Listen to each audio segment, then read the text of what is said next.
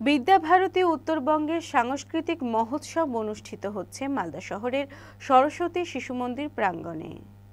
উত্তরবঙ্গের ৮টি জেলার বিভিন্ন স্কুলের ছাত্রছাত্রীরা এই সাংস্কৃতিক মহোৎসবে অংশগ্রহণ করেছে। প্রথম পর্যায়ে উত্তরবঙ্গের সব স্কুলে এই বিদ্যাভারতী উত্তরবঙ্গ উৎসব অনুষ্ঠিত হয়। সেখানে যেসব ছাত্রছাত্রী প্রথম ও দ্বিতীয় স্থান অধিকার করে তারাই উত্তরবঙ্গ জুড়ে সুযোগ পেয়েছে। নাচ গান সহ বিভিন্ন সাংস্কৃতিক অনুষ্ঠান নিয়ে এই প্রতিযোগিতার আয়োজন করা হয়। 2 দিন ব্যাপী এই মহোৎসব চলবে। বিদ্যাভারতী উত্তরবঙ্গের সাংস্কৃতিক মহোৎসব অর্থাৎ ভারতবর্ষের যে সংস্কার, সেই দীর্ঘ সংস্কারটা পরবর্তীতে সংস্কৃতির রূপ পায়।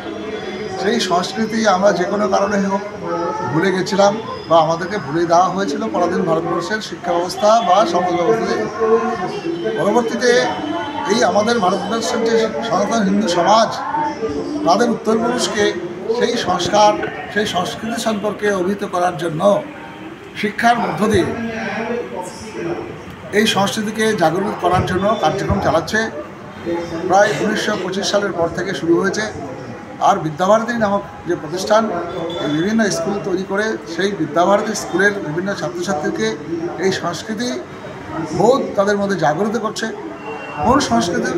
আমাদের ভারতবর্ষের যে সনাতন সংস্কৃতি, সেই সংস্কৃতি জাগানোর চেষ্টা করছে।